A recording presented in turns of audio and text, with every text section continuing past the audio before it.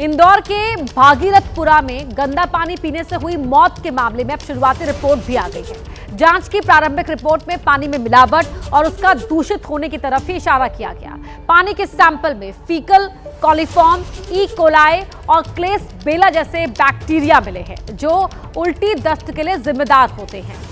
जानकारी के मुताबिक कुछ सैंपल में विब्रियो कॉलरी जैसे तत्व भी मिले हैं जिनसे हैजा की बीमारी का खतरा होता है। हालांकि अभी तक सिर्फ 80 सैंपल की ही जांच की गई है।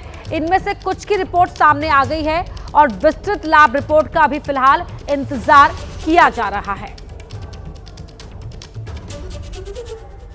तो इंदौर के जहरीले पानी में क्या था?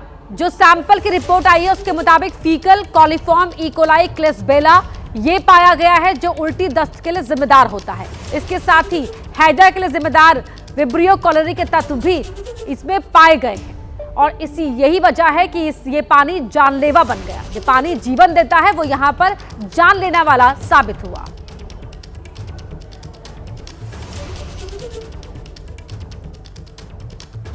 तो इसी बीच बड़ी खबर आपको बता रहे हैं, इंदौर में जहरीले पानी से मौत को लेकर लापरवाही की कहानी लगातार सामने आई है। भागीरथपुरा वो इलाका जहां दूषित पानी पीने से लोगों की जान गई थी। उसी इलाके के बीजेपी पार्षद कमल बाघेला ने एबीपी न्यूज से बातचीत में बड़ा खुलासा किया। दावा किया बाघेला ने कि उन्होंने 3 साल पहले प्रदूषित पानी को लेकर शिकायत की। जब सुनवाई नहीं हुई तो 6 महीने पहले भी अधिकारियों को लिखित में शिकायत दी, लेकिन किसी ने कोई कार्रवाई नहीं की। अब लोगों की जान जाने के बाद पार्षद कमल बाघेला ने सीएम यादव को चिट्ठी लिखकर दोषियों पर कड़ी कार्रवाई की मांग की है। कमल बाघेले का यह भी दावा है कि जहरीले पानी से 12 लोगों की जान गई है। आंकड़ों में कंफ्यूजन इसलिए है क्योंकि जिनकी मौत घर पर हुई उन्हें गिना नहीं गया।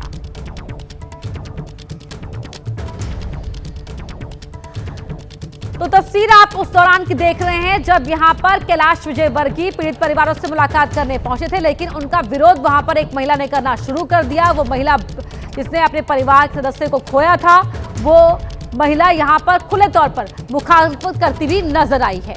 और अब यहां पर जो स्थानीय पार्षद हैं वो ये कह रहे हैं कि जहरीले पानी को लेकर, दूषित पानी को लेकर वो पहले भी लिखित में शिकायत दे चुके हैं, लेकिन जो शिकायत थी वो प्रक्रिया में ही उलझकर रह गई, कोई समस्या का समाधान नहीं हुआ।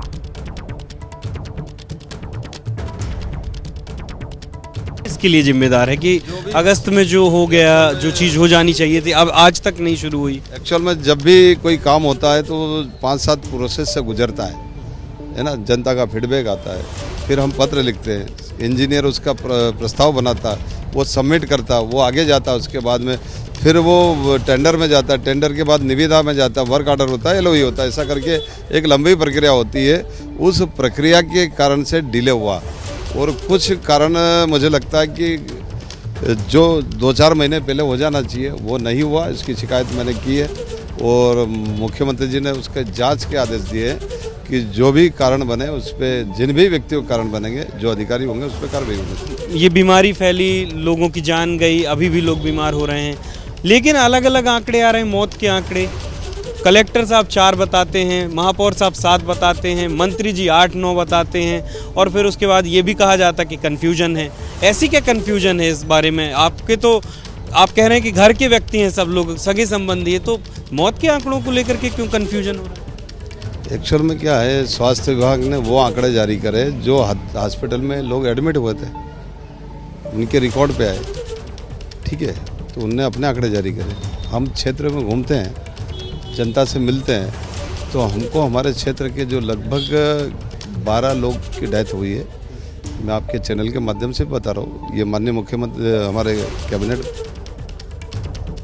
वार्ड 11 के बीजेपी पार्षद कमल बाघेला ने सीएम डॉक्टर मोहन यादव को चिट्ठी लिखी और इस चिट्ठी के मुताबिक 12 नवंबर 2024 को ही तैयार कर ली गई थी नर्मदा की नई पाइपलाइन की फाइल। अफसरों ने 7 महीने तक फाइल को ठंडे बस्ते में डाल दिया। दबाव डालने पर 30 जुलाई 2025 को टेंडर जारी किया गया, लेकिन टेंडर के काम को समय सीमा में पूरा नहीं किया गया। कई बार स्थानीय लोगों ने विधायक, पार्षद और महापौर से शिकायतें की थी। 311 सीएम हेल्पलाइन पर लंबे समय से शिकायतें की जा रही थी।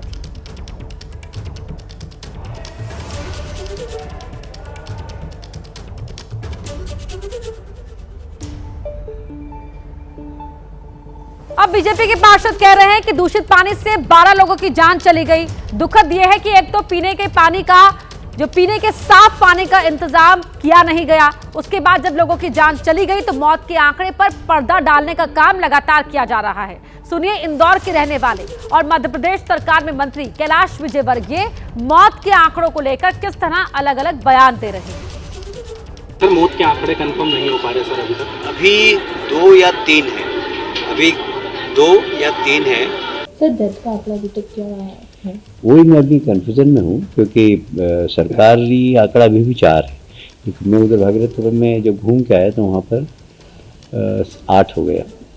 इसलिए हम देखेंगे कि जो 4 सरकार ने कैसे जोड़े और 4 जो वहाँ के लोग बता रहे हैं वो कैसे हैं। ऐसा है कि आधिकारिक रूप से जो मुझे जानकारी अधिकारियों ने दी है वो 4 दी है एकेडमिक के कारण, पर यहाँ पर 9 की जानकारी आई है। हम देख लेंगे, अगर ऐसा हुआ तो 9 लोगों को भी मुख्यमंत्री घोषणा के अनुसार हम राशि बांटेंगे।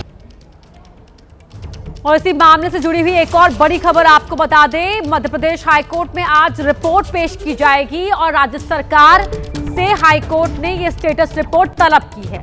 दोपहर 12 बजे के बाद इस पर सुनवाई संभव है और कल राज्य सरकार से हाईकोर्ट ने ये स्टेटस रिपोर्ट मांगी थी। आज प्रशासन रिपोर्ट दाखिल कर सकता है। जबलपुर से डबल बेंच के जज ऑनलाइन इस मामले को लेकर सुनवाई करेंगे।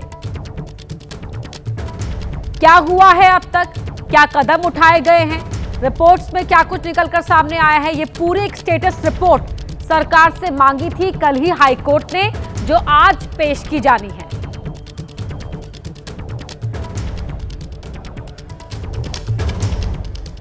उधर मौत के आंकड़ों पर हो रही लीपापोती पर कांग्रेस ने सवाल उठाए हैं। कांग्रेस ने मोहन यादव सरकार पर मौत के आंकड़ों को छिपाने का आरोप लगाया है।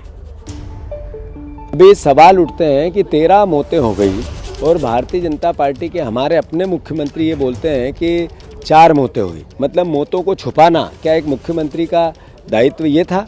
अरे आपकी हत्यारी सरकार है जिसने अभी 25 बच्चों की को सिरप में हत्या कर दी। आपकी हत्यारी सरकार ने एम्बाई में चूहों से बच्चों को नुचवा दिया और अभी ये 13 लोगों की मौत जहर दे के पानी में जहर दे के कर दी। और आप इस हत्यारी बात को छुपाने के बजाय सही तरीके से निर्णय क्यों नहीं लेना चाहते?